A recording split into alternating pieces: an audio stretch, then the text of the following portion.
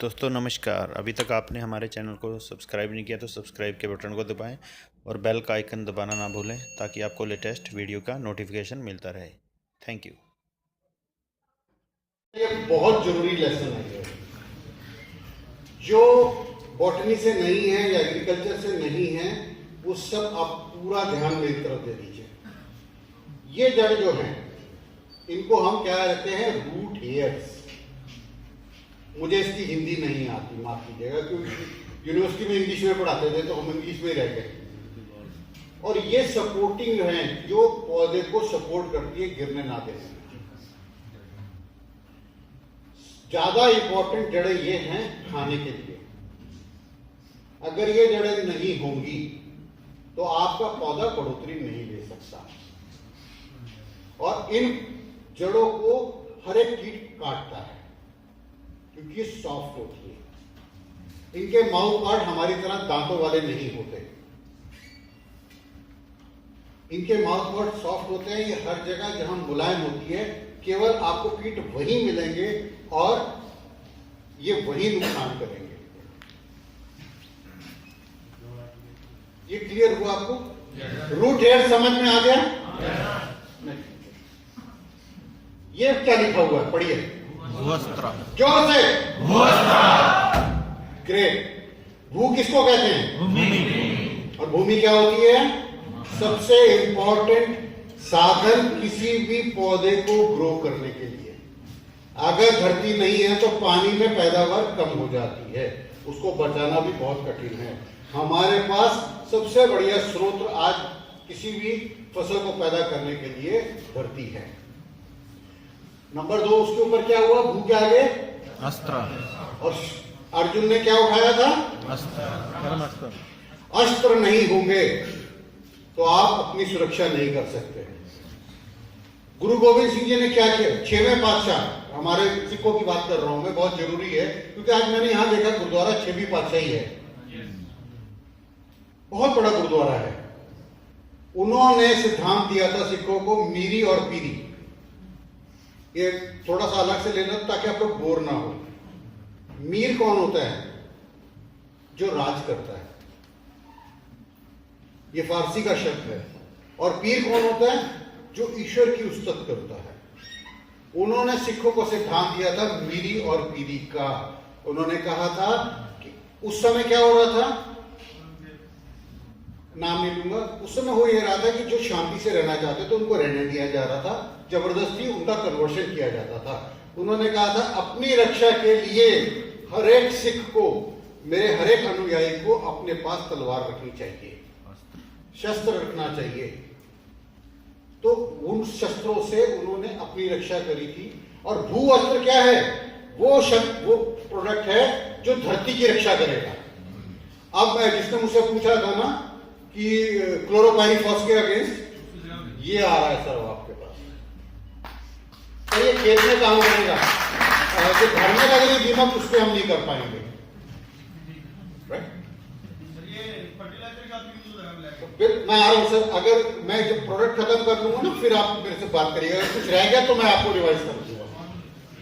इसमें सबसे बड़ी बात का ध्यान ये रखना है कि अलग अलग क्रॉस में इसकी अलग अलग डोज पड़ती है, जो आपके पैम्फलेट में मिल जाएगी। ये 2 किलो से 6 किलो तक 1 एकड़ में उपयोग होता है।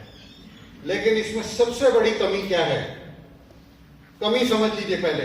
अगर आपके पास पानी नहीं है, आप पानी नहीं लगा पाएंगे, ये प्रोडक्ट काम नहीं करेगा।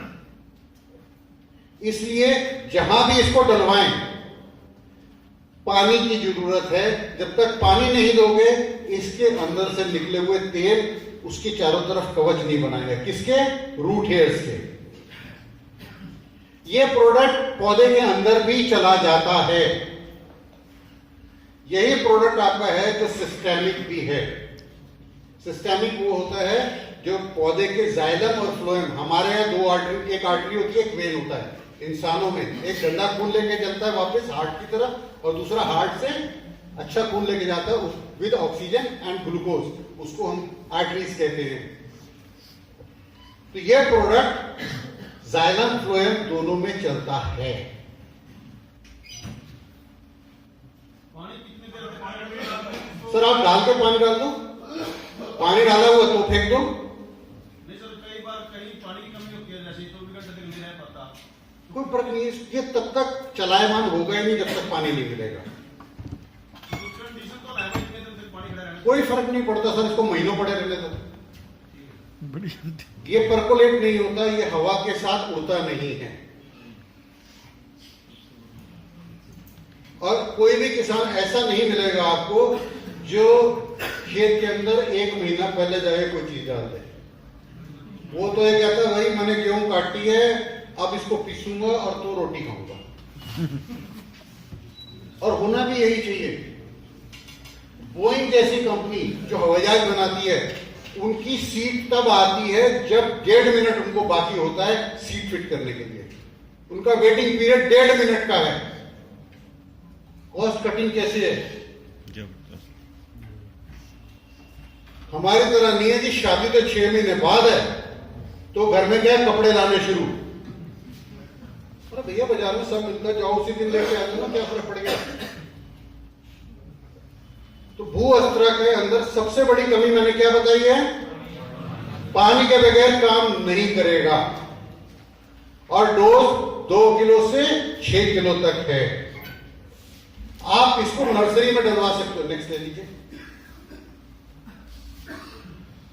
हर फसल में ये उपयोग हो सकता है, हर फसल में, चाहे वो बागवानी की है चाहे वो फील्ड क्रॉप है, आप इसको यूज कर सकते हैं। सब्जी है या गेहूं है, धान है या गन्ना है, मटर है या चने हैं, जहां भी आप चाहो इसको उपयोग कर सकते हो। लेकिन फिर इतनी सी बात, पानी होना चाहिए।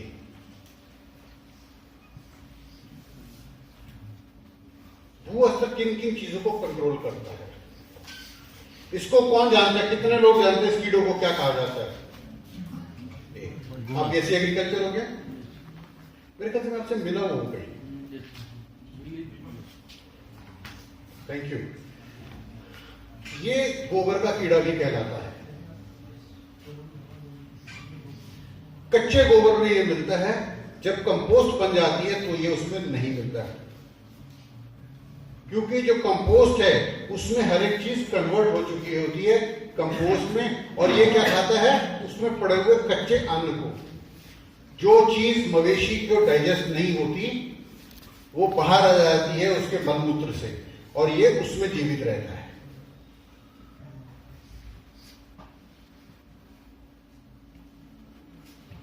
इसका जो एडल्ट आपने देखा ब्राउन कलर का था, एक तो सफेद रंग की थी, वो तो इल्ली है जिसको हम सुंडी कहते हैं, और एक था ब्राउन कलर का जो भूरे रंग का। इसको बरसातों में ध्यान से देखिए, ये गोल गेंद बना के भागता है, गोबर की गेंद बनाता है, वो उसके खाने का जरिया है। और ये एक रात के अंदर करीब करीब 6 किलोमीटर चला जाता है। और आप लोग प्लीज बात मत करो, मेरी आवाज आ रही है पीछे तक? जाट सही है, बुरा चल रहा है, चल गया, मुझे लगा बंद हो गया। तो ये कीट जो है, अगर आप अपने खेत में कंट्रोल कर रहे हो तो आपके खेत में कंट्रोल करने में आएगा और कहीं नहीं आएगा। दूसरे खेत से आएगा, अगर वो नुकसान करने की कोशिश करता है तो ही वो मरेगा। दूसरा, इसके जो कैटरपिलर्स हैं, नुकसान सिर्फ एक्सटेंशन चाहिए गाड़ी में, इसकी इल्ली ही नुकसान करती है, ये बड़ा एडल्ट नुकसान नहीं करता। ट्रूली बिजनेसमैन है।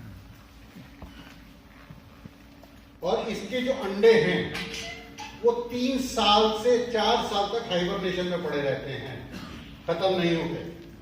अगर आप ये सोचो कि मैं इसको एक बार में खत्म कर दूंगा खेत में से, तो नहीं हो सकता। ये मंडूसी है, कीटों की मंडूसी है। 3-3 साल तक इसका अंडा जो है, राइट उसको एटमॉस्फेयर मिला, उसको सही तरीका मिला, तो ये उसी टाइम फिर से पैदा हो जाते हैं। और आपके जो भी प्रोडक्ट हैं वो क्या करते हैं? पेट में जाके काम करते हैं। और भूअस्त्र जमीन के चारों तरफ एक लेयर बना देता है। तेल जो है वो चारों तरफ फैल जाता है इसमें पड़ा हुआ। इसमें लौंग का तेल है, मालूम है आपको? अब बता रहा हूं, इसकी खुशबू बड़ी अच्छी होती है। जब आप भूअस्त्र को फेंकोगे खेत में, इसकी खुशबू आपको परेशान करेगी, अरे यार इतना बढ़िया, इसको फेंके क्यों? पर इसको फेंकना है। और इसको फेंकने का एक तरीका यह है कि आप या तो इसको खाद में मिला दीजिए। नंबर 2, जब आप खेत तैयार कर रहे हैं सीड में मिला के फेंक दीजिए। नंबर 3, इसको 20 से 25 किलो रेत में मिला के फेंक दीजिए ताकि पूरे खेत में फैल जाए। ये जहां तक जाएगा वहीं तक असर करेगा। और कब करेगा? जब इसके ऊपर पानी पड़ जाएगा।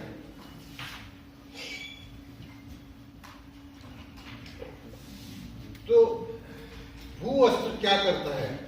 आप अभी क्या यूज कर रहे हैं? एक ही प्रोडक्ट है अपने पास जो जमीन के कीड़ों को मारने के लिए, क्लोरोपाइरीफॉस 20% या 50%, और तो कोई नहीं है ना। क्या चीज? बाइफेंथ्रिन भी आ गई है, यस। पर बाइफेंथ्रिन अभी इतनी प्रचलित नहीं हुई। मैं उसकी बात करूंगा जो आपके पास है। क्लोरोपाइरीफॉस से बड़ा किसी का मार्केट नहीं है। और क्लोरोपाइरीफॉस के ऊपर भी येलो ट्रायंगल है। और येलो ट्रायंगल का मतलब है इंसान के लिए घातक। हाँ जी, अभी देखो कुछ ना कुछ तो इंसान लाते हैं। अगर मैं छोड़ो, वो बात नहीं करूँ। एक दवाई हुआ करती थी जब हमने नौकरी शुरू करी 84 में। नोसिल एक कंपनी होती थी, national organic chemical industries limited, जो मफतलाल का ग्रुप था। और शेल इंटरनेशनल जो आजकल ऑयल में है सिर्फ, उनकी कोलैबोरेशन में था। उनके पास एक प्रोडक्ट था एल्ड्रिन, उसका नाम था एल्ड्रेक्स। एल्ड्रेक्स के नाम से हम बेचा करते थे। थेम्स नदी किसी ने सुनी है? इंग्लैंड में लंदन से निकलती है ये मेन नदी। उसके अंदर उनको समवेयर इन 98-95 के आसपास हजारों की तादाद में मछलियां मरी हुई मिलती। और उन दिनों में सर्दी नहीं थी। हमारे यहां मरी हुई मिलती तो क्या होता है, उठा के खाने लग जाते हैं। उन्होंने उनकी ऑटोप्सी की, यानी कि पोस्टमार्टम करके देखा कि ये मरी क्यों है इतनी तादाद में। हजारों की संख्या में मछली मरने का कारण ये हो सकता है कि उस नदी का पानी खराब हो गया। और यही हुआ था, उनके लिवर में उनको एल्ड्रिन मिली।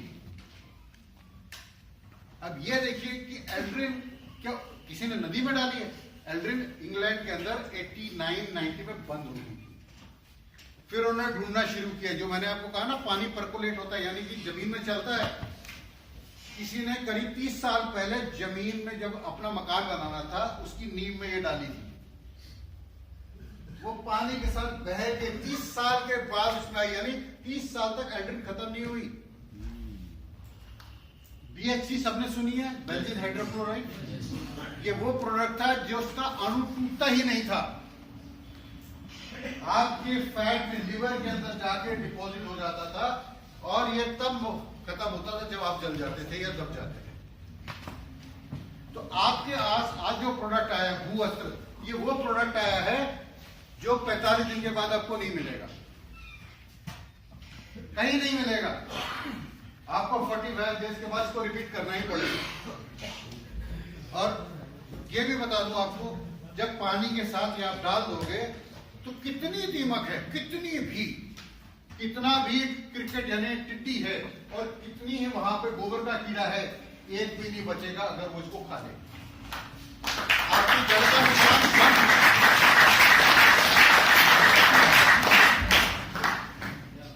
आपको यहां तक क्लियर किया। नेक्स्ट मैंने बोला था आपको इसको पहुंचाना कैसे। 6 किलो है, अगर आप चाहो तो फर्टिलाइजर में मिला लो या मिट्टी में मिला लो, या आप किसानों को। नंबर नेक्स्ट इंपॉर्टेंट चीज जो है, बहुत इंपॉर्टेंट, वो है कि ये प्रोडक्ट नर्सरी में यूज करिए। धान की नर्सरी अपने यहाँ सब जगह लगती है, ये तो एरिया आपको धान का ही है ना। जब आप लगता है मेरे को तुम लोग रात को गर्म पानी पिलवाओगे।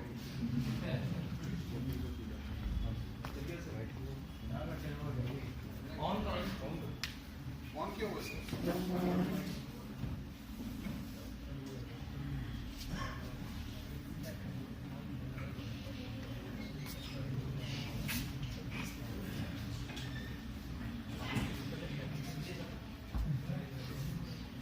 तो आपने जहां इसको डाला नर्सरी में, हम रोपड़ निकालने लगे ना नर्सरी से, जब खेत में उसको ट्रांसप्लांट करना है उससे 3 से 4 दिन पहले इसको डाल दीजिए। जब आप इसको डाल देंगे तो ये पौधे की बॉडी के अंदर चला जाएगा 3 दिन में। मैंने 3 दिन का टाइम इसलिए कहा है कि नमी होगी तो ये पूरे पौधे में आ जाएगा। और जब आप इसको ट्रांसप्लांट करेंगे तो 25 से 30 दिन तक उसमें कोई कीट नहीं लगेगा। अगर आपने भू वस्त्र पनीरी में डाल दिया, नर्सरी में डाल दिया, तो 3 दिन से पहले उसको उखाड़िए मत। हर किसान को पता होता है कि मैंने इसको इस तारीख को निकालना है, मेरे पास लेबर भी आ गई है, तो वो 3 दिन 4 दिन पहले डलवा दीजिए। उसके खेत के अंदर कोई भी कीट नहीं आएगा अगले 25 दिन तक। धान की बात हो रही है, प्लीज नोट करिएगा। मैंने जब आपको इल्लियां दिखाई थी, हाँ जी,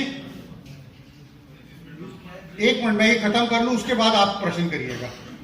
तो जो धान के खेत में ट्रांसप्लांटिंग हो चुकी, तो 20 से 25 दिन बाद इसका 5 से 6 किलो का फिर फेंक दीजिए। आपके खेत के अंदर गोब की सुंडी नहीं आएगी, स्टेम बोरर नहीं आएगा, पत्ता लपेट भी नहीं रहेगी। और इस प्रोडक्ट के अंदर खासियत क्या है, ये फाइटोटोनिक इफेक्ट लाता है। फाइटोटोनिक बोलते हैं जिस काम के लिए हमने यूज किया उसको उससे ज्यादा काम करना है। जहां ये डाल दोगे वहां हरियाली आ जाएगी, पौधे की ग्रोथ बढ़ जाएगी। ये दीमक को कंट्रोल करने का काम आएगा। खेत के घर की दीमक में ये काम नहीं हो सकता। और फिर ध्यान दे दीजिए, इसको ड्रिप इरिगेशन के अंदर नहीं डाल सकते, ये उसमें घुलेगा नहीं, इसको ब्रॉडकास्ट ही करना पड़ेगा। ठीक है, अब आप प्रश्न कीजिए क्या करना है इस प्रोडक्ट के बारे में।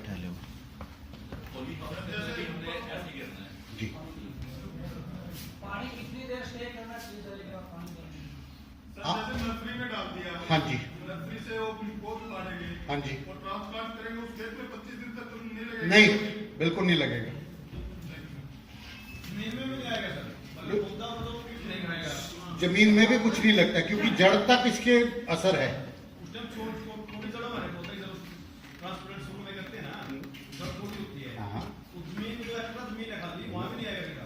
नहीं आएगा। कारण जो बताता हूँ, इसका जहां पे ये पड़ गया ना, 20 से 25 दिन तक असर रहेगा पौधे की बॉडी में। जितनी जड़ें निकलती जाएंगी उसमें थोड़ा थोड़ा आता जाएगा, इसलिए ये डिजेनरेट हो जाएगा। हाँ जी,